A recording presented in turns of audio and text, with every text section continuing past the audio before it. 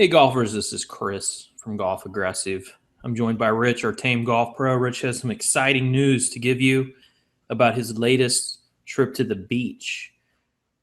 I don't know how they roll in Australia, but we do it a little differently out here. And well, I'd say in some parts of the US we do it a lot differently. You I know guess that you big, I guess you didn't see the sign that was posted there. well, Uh, for a little information what we're talking about, right below Torrey Pines Golf Course, like right over the cliff, if you look down that cliff, there is a nude beach named Black's Beach. To get to this beach, you got to go down very stiff or a steep cliff. And Rich happened to go down there and enjoy Black's Beach to its fullest potential. And I think he took with him his hula hoop, and he was holding the hula hoop up without hula hooping with no hands. So you figure that one out. I'm so glad your camera doesn't have a good zoom on it. Well, I mean, you were out there by yourself. You're having a good time. I don't know. It's a secluded beach off a 500-foot cliff, and And yeah, you're right leave me by alone. golf heaven. You're right Yeah, by golf heaven, and you're in your element. So I don't know if that's how you guys do it in Australia. Is there a lot of nude beaches out there, or is topless allowed? How does that topless is allowed, so anywhere? it's yeah, So if you not a go big to the deal. kiddie pool, there could be a mom there busting out. Yeah, I guess. I mean, there's Well, nothing I'm wrong with that. asking you. I don't know. Yeah, I mean, it's not a big deal if on the beach to see topless women. I mean, it's not. I don't think it's restricted. If you went to Whitewater, the Australian version of Whitewater. That's a little different though. That's uh, uh, a recreational park. I mean, I'm talking like if you go to the beach. So So if you're there with your lady friend on any beach in Australia, you can just rock it out. as far as I know, yes. Kind of like that. Yeah. Although, I mean, what are the chances of seeing quality versus quantity? Well, I guess that's the same thing at Black's Beach there. I mean, so Well, we had typically to it's go not check out the quality. beach. We had to check the beach out. Yeah, well, I didn't know that it was like that down there. I was just expecting to just go down this nice cliff uh, and check out the beach, but I didn't know that that was down there. Yeah, So it was a little surprise for you. I wanted to show it to Nick, my son, so he knows that these places really exist, and to show him that it is not what you think it is, yeah, because it's not. no, no, it's not usually. It's not good. There was some pretty kooky people out there. Yeah, I mean, Good. nothing's good is going to come from someone that's hula hooping naked. I mean, it's just body parts are going all over the place, especially being a girl there. I mean, it's just, yeah, I don't know what she was I thinking. like the guy that rolled up out of his shanty or whatever the heck it It was. was like a wood shack TP type deal. Yeah, and Yeah. he walks out, faces the ocean, and he goes, "Wow!" Yeah. He's like, "Hello, Ugh. Japan." That's why I stay on the golf course and I just don't venture out to the beach. It's just It was pretty good. So the sun's not to them. today we're going to talk about a year practice plan. Last week we talked about developing kind of a micro plan for the next week, 2 weeks. So what we wanted to do is expand out and basically build you a full year program, so you know kind of where you're going to be working at on your game. We're going to hit everything, and what we're trying to accomplish here is focus. We're not going to ignore any one part of the game. For example, if we're focusing on chipping, we're not going to ignore driving, putting, or red zone or sand play. We're still going to work on those things, but we're just going to kind of keep things together, basically, and just have a micro focus. Yeah, put a bit more emphasis on whichever target area we're working on. Yeah, so we can do that in time. How much time are we going to spend on this? Obviously, if you're a professional or aspiring pro, you're going to have all day, so you don't need to break it down how we're going to break it down. We're doing it for the busy guys out there that they got kids, they're traveling with kids, or they have daddy daycare school runs after school. Guys that travel a lot for business and they're always in meetings. That's who we're going to plan this for. And I think you built out a kind of a base plan, Rich. Well, there's so many different options and ways we can go about this, but I've put together a plan just from like a calendar year, January to December, and I'm gonna post it. It's rough, but I mean, it's one of those things. When I say it's rough, I've built in a lot of time to do assessments so that you can analyze where your game's at, and then it can be modified.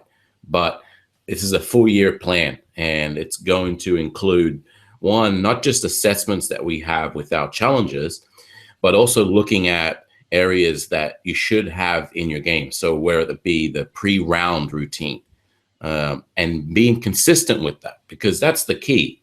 Is we can have you say, look, do you have a pre-round routine? Yes or no?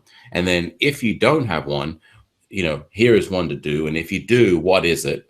And then how often do you do that routine? Because if you look at the guys on tour that are succeeding at playing well and consistently playing well all the time, their routine is pretty much the same every single time they go to the golf course. So are you replicate? Further than that, though, we need to look at it from a high level. And for each section of the game, I think that you have, power, distance, accuracy is one, which is kind of swing tempo. Yeah, because we have so many items in that challenge that touch on other aspects of your game that's my lead off one. So the first thing you do is 4 to 6 weeks for that, and then you'll plug in another challenge or a rest period that's another 4 to 6 weeks, and then another one. And the main aspects of your game are power, distance, accuracy. I consider it to all be one, because you're not going to hit the ball long if you're hitting it into the woods. So, the distance and accuracy kind of go hand in hand. I don't think they're separated. And then you're going to have red zone, which is 150 yards and in up to the green. Then you're going to have chipping, the tap in, and then you're going to have putting, and then what we consider to be like trouble shots, like varying trouble shots. So this is the thing we're talking about. So my plan is actually different from yours. And so you can outline one, I can outline one, the actual golfer in the clubhouse can outline one. There's so many different variations of it. So even if you put it on a higher level. Each of these components is a major part of your game that you want to improve, that are part of the blueprint that we have in the single digit blueprint. Right. So let me go over this schedule, and then you can evaluate it. My headline's like a how to break 80. That's the road path to it. But it could really touch on just any category. So let me just go over this real quick, and then you can input what you think and what changes we should make to it. But I think this is a solid foundation. And then from there, you can manipulate it a little bit here or there on the order of which challenge you take. So first things first, assessments and building out the scheduling to make sure that, you've got time to do each segment. So the first thing first is, we've talked about this. Power and distance challenge for me is our best one, because it touches on all aspects of your game, not just driving. That's a 6-week program. So say if we start January 1st, you're going to do your assessments, scheduling, start the power and distance challenge. There's workouts with the power and distance challenge, but if you don't like those, I think 30 yards. Yeah. So just don't pay attention to that. We'll weed that out. So you've got power and distance challenge with 30 yards in 30 days workouts, if you don't want to do the ones that are in the Power and Distance Challenge. So that's a January 1st, because it's a 6-week program, so about February 14th. The remainder of February, so February 15th to the 28th, you're going to look at your pre-round, your pre-shot, your pre-putt, your neutral grip, and making sure all of these are in line. Videoing them, assessing them, making sure they're consistently kept prior to your round, your shot, your putt. And you want the members to upload these to the coaching group? Yes. I mean, ideally, that's what I'd like. We're going to work on back end stuff with the clubhouse down the road to where that can be all done within the clubhouse. But so for a couple of weeks there and at the end of February, you're working on that. It's an off period when it comes to the challenges. So then from March 1st to April 7th, it's going to be 5 weeks challenge on the No More 3 Putts challenge. I like to work the other way around. I mean, you're not going to be taking away practice from hitting on the range, but your primary focus is going to be on the challenge. So it'll be allocating a little bit more time to the challenge and then taking care of the rest of your game. So I prefer to roll into the putting first, because I see more shots can be saved by that. Then it goes into more shots can be saved by getting it closer to the hole, so the tap in. And then from there is making sure you get the ball on the green. So there's the red zone. So there's my order. So for the next 5 weeks, it'll be, say, March 1st to April 7th is No More 3 Putts challenge. So for the remainder of April, we're going to roll into the putting games. Just getting basically rolling in what you've done in the 5 weeks of the challenge, but also making it a fun element to just practicing your putting with games. So for that one, it's taking, there's a couple of weeks here or there that we're going to just focus on other aspects, not just challenges. So that's where we drop in the putting games. From May 1st to June, say 7th, we've got another 5 weeks challenge. We're going to do the tap in challenge. There's no workouts in there, so I prefer them to drop in quarter score. There's a couple levels there that they can start with, but that would be my focus with that one. From June 8th till the 30th, I believe it is. So the remainder of June, we're going to focus on doing your assessments again. Just making sure we're on track to improving, but also identifying what areas may need a bit more work. This is where the manipulation on what order should be taking on the challenges. So if you identify that, this area needs a little bit more work, you would shuffle the challenges based on that. So from July 1st to August 14th, so we got 6 weeks with the red zone challenge, focusing in on that 100 yards and in shot. And then the remainder of August, again, we're going to do assessments.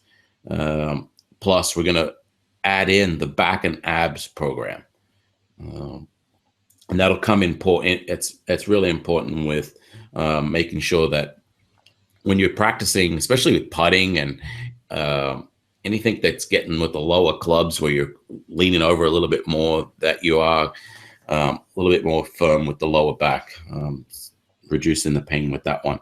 And then the remainder from September 1st to October 31st, whether it be our relaunch of the Flat Belly Challenge or the Fat Loss Program, 2 months of that. And then it would, based on your assessments, you can kind of schedule what workouts, what range sessions and Grease in the Groove you could do. And then from November 1st to December, again, doing assessments, analyzing that weakest point and just touching on a few of the previous range sessions and Grease in the Grooves that you've done during the year to fill out the year. So yeah, I mean, here's what I would do. I would have quarterly distance gapping test assessment, just so I know my clubs. Yeah, I mean, that's going to come in those assessment periods. I've got would do those 1, with 2, different 3, 4. Yeah, I got 4 assessments. I would do those with different wind speeds coming into me. So if I have a totally calm day, I'm going to go out there and I'm going to do that. And if I have a wind at my back, I'm going to go do a distance gap on that day, and then a wind into me, I'm going to do a distance gap on that day. And you could even go to different golf courses because ranges just face different directions. Because I think knowing your distances is one of the fastest ways to lowering your score. If you're not blasting it over the green or hitting it short, you're getting it somewhere on the green or in the vicinity, you're going to score a lot better than, playing a guessing game. And the only way to do that is to know what it's like under real conditions. So, quarterly, I would go out and I'd gap my clubs and I'd make sure everything was cool on those. If you find any problems in your distance gapping with your clubs, you can fix it pretty quickly. It's not going to take you that long. And then each quarter, I would just break it down. For this quarter, for winter time, January 1st, I would do putting, because putting is one that you can do indoors. And, if the weather sucks, it's not a big deal. You can putt in your house and get better with your stroke and even with your lag putting to an extent. So first quarter for me, from January, February, would be putting and some distance gapping there at the very end of March. So carrying over March, I would begin the tap-in challenge. So you're going to go March, April. By the time it's warmed up, because you can chip in your backyard, you can chip in your house if you have a nice little hallway to go down. So first 4 months of the year, you're going to have your putting and your chipping ready to go.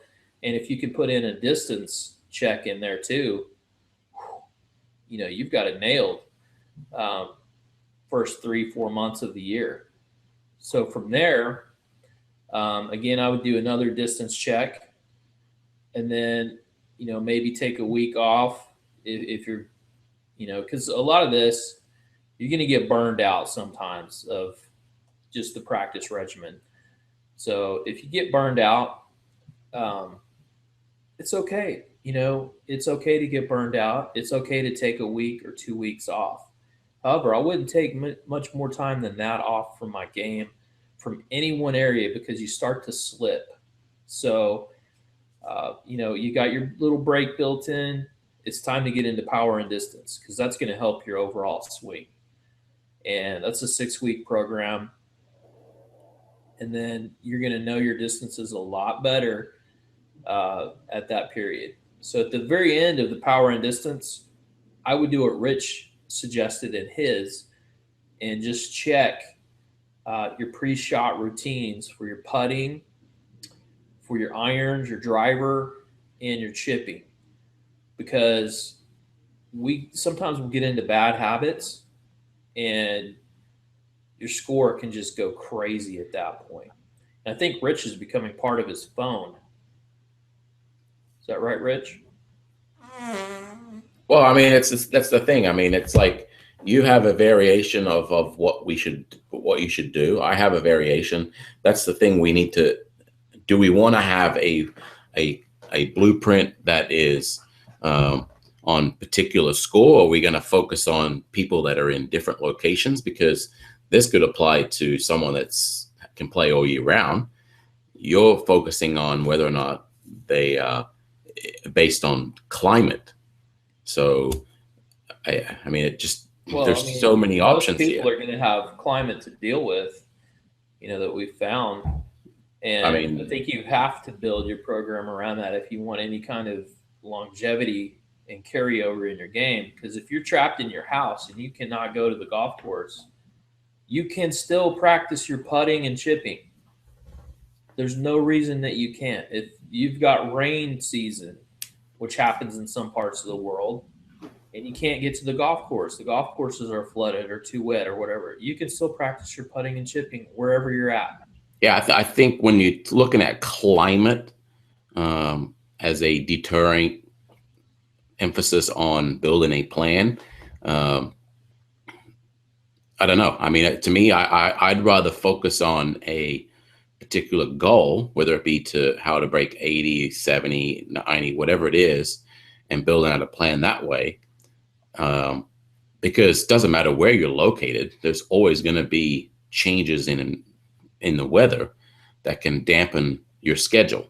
So do we plan for, I mean, that's the thing. I mean, we need to identify, do we want to give you a plan for the score-based target or what part of the country you live in? Because, I mean, it's still going to have the same emphasis, but it just comes together. I mean, that's why I put in, like you said, those quarterly assessments. I've got 1, 2, 3, 4, and I think a 5th one could be added. Assessments to where you can assess and change. Well, I mean, if they're building the practice plans like we told them last week, then they're already doing those pretty much almost every time they go out and practice, because that's what we want them to do. Is those assessments are nothing but games. So when you get out there and you're playing these games and you're keeping score with those games, that's really just our assessment system. So, you know, you could do a big one and keep score every quarter, but you should actually have that built into your practice plan, like we talked about last week.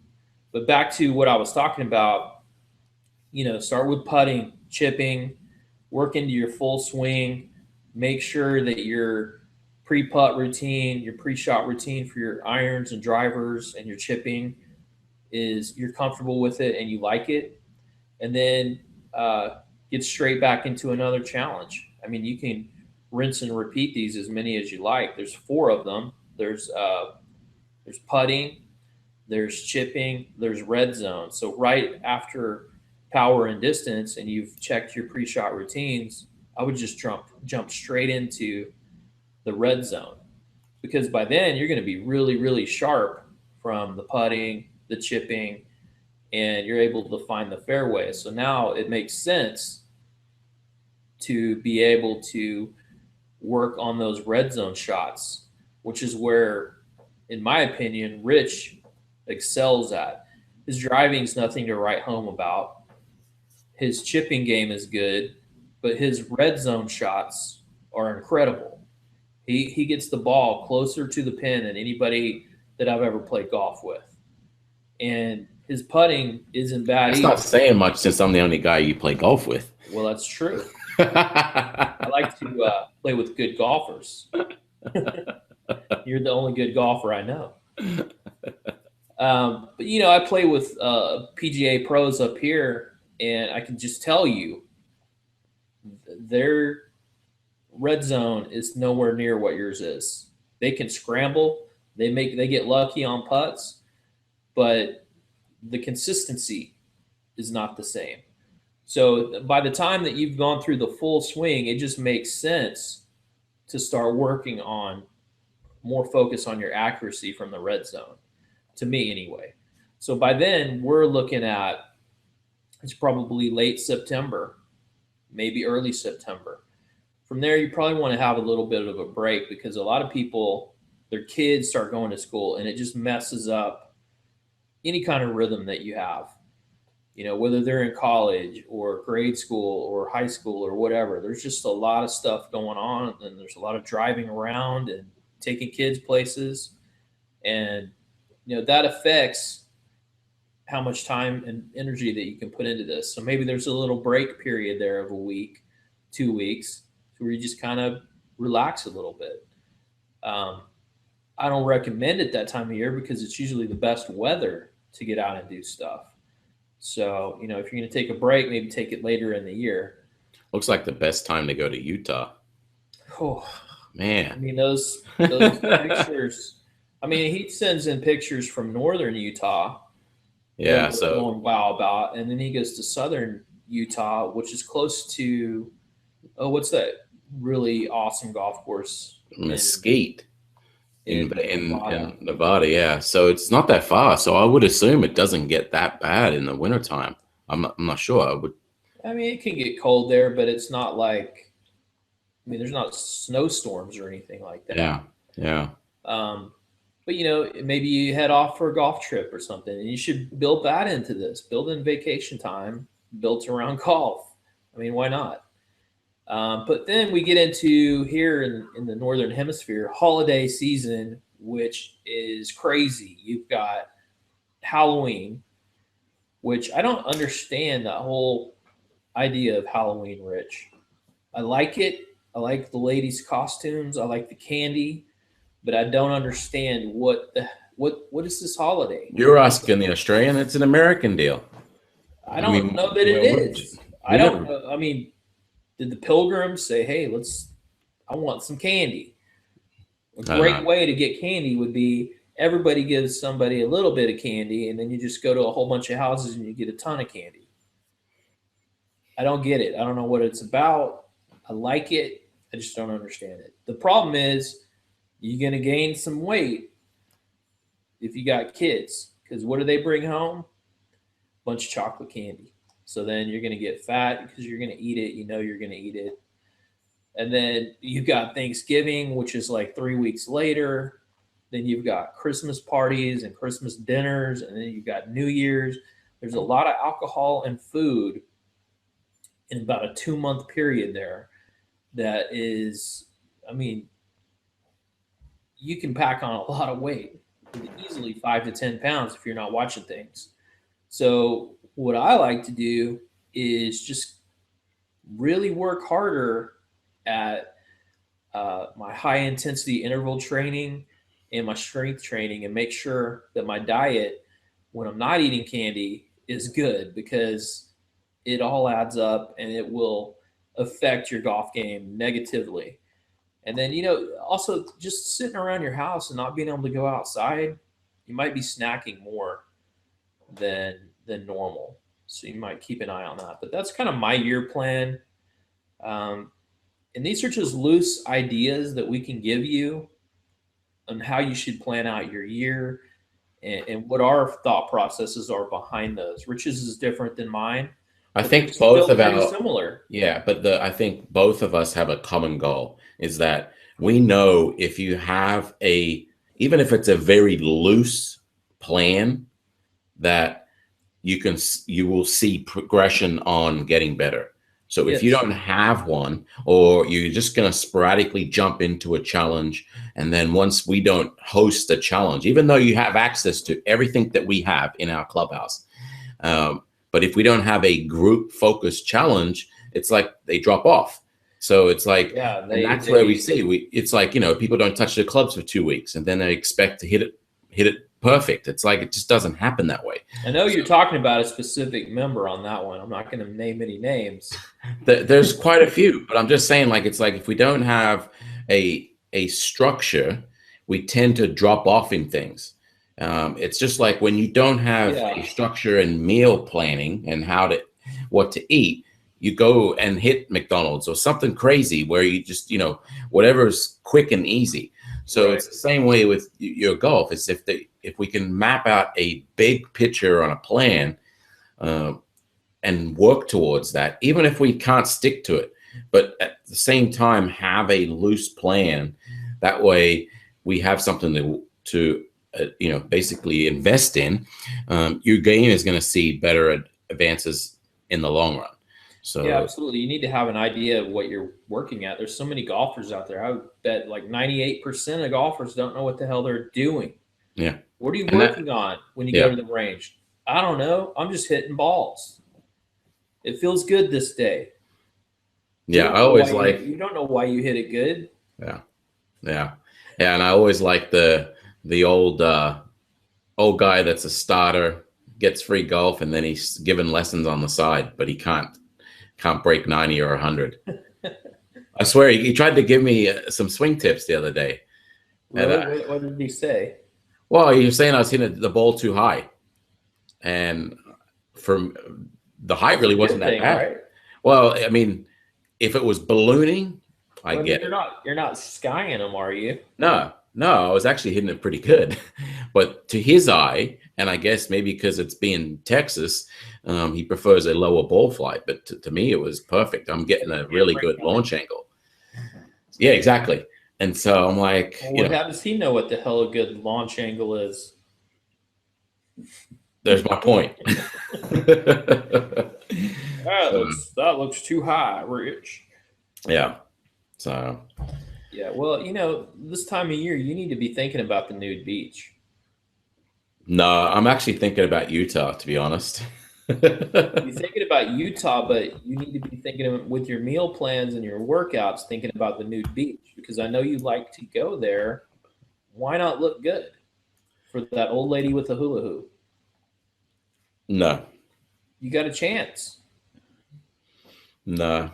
She's going to walk back up that hill and she's going to get into her Volkswagen van, Yeah. 1970s Volkswagen van with peace symbol on the back, and she's going to go back to her. I don't know where would a nudist live? Probably on top of a yoga studio or something. Yeah, I don't know that she was into yoga. She probably goes to the nudist colony, Oh, jeez. and Yeah, I don't know. not a stitch of clothing touches her from the beach to her house, except for the sea. I wouldn't doubt it. Yeah. So you need to be thinking about that this winter, and everybody else too. I mean, just watch what you're eating. And I'm not saying don't have fun on Thanksgiving or Halloween, but when it's over, it's over. Just end it there. It doesn't mean you have to keep making bad choices and eating bad. Yeah. And I mean, my goal with this podcast is that we're getting close to the end of the year. So let's plan this whole year out for 2016. Let's start it now because, I'm going to put my plan online. You can put yours together online, and then let's put it out there and let's get everyone to work on their year plan for 2016 and manipulate it based on where you live. So that way we have a good month and a half right now to prepare for 2016, and Right. and that way One thing I want to add in is when you're building your plan, like Rich is talking about, we have the big challenges which focus on big areas of your games, but we also have a lot of consistency modules, which Rich has mentioned. Those need to be part of your program. That it could be an off week where you just work on your grip, because we promote a neutral grip, and we believe that all problems and success in the golf game begins with the grip. And the way to manipulate ball flight trajectory, Rich is hitting it too high, according to the starter who can't break 100, it all starts with your grip. And I mean, you can control ball flight just by changing your grip. You can control your backswing plane through your grip. So that needs to be part of your plan, checking all these things. And in the wintertime, there's no reason at all that you shouldn't be working on your grip. I mean, even Ben Hogan in his book talked about just having a golf club near your chair and just grabbing it and gripping it and getting used to it. Yeah, the easiest grip change is to do it as a grease in the groove method, basically not actually hitting balls. So if, say, your V for your left, you've got a strong one and it's ripped over here. So the best way to do it is to just grab a club in the house and making sure, gripping the club and making sure that it's neutral, not strong, and that you've got a good feel without actually hitting any balls. So if you actually do that for a week, just grab a club every single day with a different grip and just waggle it. Make sure it's feeling comfortable. When you get to the golf course, it's not going to feel so foreign, because that's what typically happens is that you try and do a grip change on the driving range. It feels foreign. You start hitting a few bad shots, and then what do? You go back to your old grip. So, yeah, I mean, in Ben Hogan's book, you just got to get 5 lessons. If you don't do anything else out of that book, read the grip section, because it is so detailed and it is so good. And he's got all the drawings in there, and he tells you how it's supposed to feel. And it's probably the single greatest section of any golf book ever written, I think. And Rich uses the same grip. I use the same grip. It just helps with everything to have a solid grip. So make sure that's part of your plan. Another thing is the pre-shot routines for putting, chipping, your irons, and your driver. You need to have that down cold. You need to get the information in your head. But further than that, it's about building a structure that gives you confidence. So you need to build those in. You don't have to do them all at once. I mean, right before you do power and distance, why not do driver setup and alignment and pre-shot routine, and just be ready for the power and distance challenge, and so on. You could do as soon as the power and distance challenge ends, and you start to work on the red zone, or right before the red zone, work on your red zone or your pitching setup and alignment and pre-shot routine. That way, when you go in, you've got a head start. And what you're going to find is, once you go through a full year of this, your score is going to be dramatically better. You should be breaking 80. So once you're breaking 80 and you go through this for year 2, guess what's going to happen? Your score is going to keep going down because you're going to start mastering all of these fundamentals. And it takes time, and it's not sexy to sit here and tell you, oh, we'll build a year plan, and then next year go and do the same thing all over again. But here's the thing. If you want to break 80, you want to break 70, this is how it's done. There's no other way to do it. Yeah. And we this can't plan, take Rich's game and implant it into your head. This is how he did it. yeah. And this will also, I think the key to this as well is I can take a week or 2 off now and go straight back into playing the way I was before I took a break. I wasn't able to do that because back in the past, I never had these formulated plans. So now I can take some time away from the game and actually go back into it because I have these foundations. You have the tools and you have the experience. And it's like we played 2 weeks ago in Norman, and I hadn't played in 2 weeks. Had been working quite a bit, and I played pretty darn good. And it's because I went back to everything that I had learned over the years and all the systems that I had built, and I knew exactly what to do and what it felt like. So, it's the Kaizen principle in terms of year to year. So this year you're gonna work on your plan, and you're gonna get all the rough edges are gonna start getting sharper, more condensed, tighter, and then the year after that it's gonna get even better. It's almost like a sculpture. You get a big, huge chunk of clay, and you can't see the statue in there yet. And the guy's just got to chip away and chip away and chip away at it. And eventually he's got a work of art. And that's what your game is. Rich, I mean, when you were growing up, you had the benefit of great golf coaching. And why don't you kind of tell us what maybe some of the things that you learned back then of how you went from 90s to 80s to 70s? Because you just did pop out and start shooting 70s. Well, I think it goes back to accessibility. Like the golf course that I first started on in Australia, the head pro was giving free lessons for juniors every Wednesday afternoon. I mean, you don't typically see that anymore. And so that's really what it came into. It's like getting kids in to enjoy the sport, but at the same time getting some instruction. To that point, though, you went there every Wednesday, right? Right. And you got your lesson. That's it. He guided you along the path. Yep. So there's the entryway to the game is what I've always looked at more than what caliber of coaching they were, because they gave us a way to start the game and make it fun, and then also get some instruction. From that one course, I moved to another course, and the same principle with the head pro and the assistant pro were very willing and able to give us lessons when we wanted them. And they typically didn't charge back then. So it was just part of their job. Right. But each one of these guys gave you the outline. That's it. Yeah.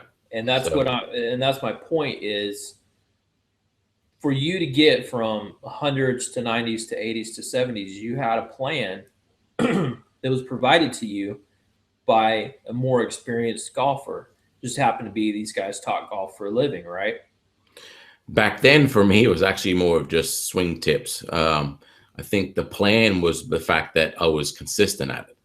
Right. That was really what it was. Well, I mean, we've talked about this with nutrition and weightlifting too. Is, you know, people look for a perfect plan. There's no perfect weightlifting plan. There's good plans. We learn things from research to where we make our workouts better over time. You know, I remember when P90X was the big deal, right? Well, now there's all this research that says, well, that's too much exercise. It's too much of the same type of exercises that will cause injuries. However, people got great results. Why? Because they showed up. That's it. Yeah. So that was really my focus, is consistency. I saw so many guys that were, you know, from a handicap of 1 to 4 that would actually end up quitting the game. I don't know, for whatever reason, but so there was never that consistency to just stick at it. So we know why in Australia. Topless beaches. Yeah. Yeah, I could see that. Going to hang out at the topless beach. I mean, that's the craziest thing. It's like I've always lived on the ocean, and the first place I go surfing is what, in San Diego? Yeah. So we did pretty good that first time out. That was my first time. I sucked. That was terrible. Well, I tell you what, man, that is like the best exercise you can possibly get, because that day we had the big, huge boards, which was like riding on your desk. And to turn that thing back and go against the waves, that's a lot of work. It's not as easy as the smaller boards. Yeah, I mean, that even to that, I mean, if you just showed up and went surfing every day and nobody told you anything, but you went out there every single day, you're going to get better at it. And it's the same thing with this year plan. This plan does not have to be perfect. What it requires is that you are focusing on a specific part of your game. You have a general idea of what you want to accomplish practice-wise, and we talked about that last week, how to build the perfect practice plan. And you just show up and you work at it. You know, like the golf grip, it's not going to be, if you have a bad golf grip, and I know somebody with a really bad golf grip, and it hinders his game, and he doesn't even realize it. So if he were to just work on that one thing alone over time, that grip's going to get better and his game is going to get better. So what I'm trying to say is, build out your plan. It doesn't have to be perfect. It doesn't have to be precise on dates. I come from a German family. We are very precise in everything that we do. My plan would have precise times and dates on everything. Yours doesn't have to be that way. You know, that's just my own personal neurosis on that. Rich's plan, he's going to formulate it in his brain. And he's going to be able to follow that. You know, write it out, get it set up, and just show up and do it over a year span. And I think you're going to see amazing results. Yep. That's pretty much it. Yeah. I mean, hey, I haven't done this yet. So remote control. Hold on now. It's going to be loud. The deal is, every time I fart with my fart machine, Rich has to play his horn. So here we go. It is holy cow, Rich. So I didn't want to go for that the install in the car, because then I've only just got it in my car. So I want it to be versatile. So I bought a little 12-volt battery, and I could basically take it anywhere. Wow. And I got the remote. That impacted your sound quality on this podcast. Yeah. So now Rich will sound muffled because his computer is deaf. It's got my left ear because I've been playing it all morning before the podcast. Why don't you put it out the window? It's so loud that you can hear it outside. I like that thing. I'm disappointed it's not permanently fixed in your car. Yeah, but then I mean, I'd have to buy another one if I want to take it to the on the golf cart. You need some kind of a system to where you can mount it in the car, so it's not like inside of the car killing everybody's ears. And then you could easily remove it and put it into the golf cart. Yeah, yeah, I don't know. But you need I'm just that gonna have to it. roll up at the Hyatt and just blast that horn Yeah, for everybody there. So I mean that's really it. Rich has a pretty good year-long plan. We're going to put this all up on inside of the members area, I think, if you're a member. If not, we'll put it up on the golfaggressive.com blog, so you can kind of see the flow and the reasoning. We'll put, why are we doing this at this time? Rich's plan again is going to be totally different than mine. It's going to be totally different than yours. And there's certain things that you're going to like and dislike when it comes to practice. I would suggest that you do the things that you dislike more than like, because you're going to get better, and just be consistent. If you miss a day or here or there, it's fine. But if you miss a month and you go to the golf course and you're angry at yourself, I mean, you should be mad at yourself for being a slacker, right, McFly? yeah, yeah. So, I mean, even if you can't get to the golf course in a week or two, there's no reason why you can't put your hands on a club. yeah. That's really what it comes down to. So if you can't get to the golf course, at the very least, continue doing the grease in the groove, or do some putting or whatever, something at home, to where, I mean, it's 10, 15 minutes a day. So that's the thing. I mean, I would rather if you could get to the range every single day, grease in the groove is not a big deal. We factor the grease in the groove in because we're not able to get to the range or the golf course every day. And it touches on other things that you don't necessarily need to be hitting golf balls on. Yeah, I mean, it's just becoming more comfortable with the equipment, and if you're just doing a short putting stroke here or there, the brain is going to be much more efficient at doing it properly than if you just roll up once a week and practice. There is benefit to having a driver, a putter, and an iron somewhere in your living room or your bedroom or your office that you just randomly grab. This goes back to the greasing the grooves. So, if you do this you plan it out and you stick with this for a year, there's no doubt in my mind you can break 80. You do need some guidance on that, and that's where our challenges and plans and consistency modules all come in, as well as the fitness. So if you are looking for a plan or looking to build a plan, just check us out at singledigitblueprint.com. And Rich, you have anything else to add? No, I think this will be a good point in this year to plan for next year. Because I think, we've been doing this long enough to know that with very little structure, and it is really, it's minimal. It's not that much, but with this structure, we can see not just your golf scores, but just overall enjoyment of life. Because we're not just focusing on dropping your golf score. We're focusing on you being a better person, feeling healthy, feeling good about yourself. So with just a basic scheduling of 2016, we'll see you hit goals, whether it be from a golf standpoint or a physical and life standpoint. Yeah, absolutely. And if you get a little bit better at golf, it makes the game more fun. It makes it more addictive. And I know Rich has a garage full of equipment because he's addicted to the game. I mean, it's got a hold on him. You've been doing the same thing probably since you were 14 years old, haven't you, Rich? What's that?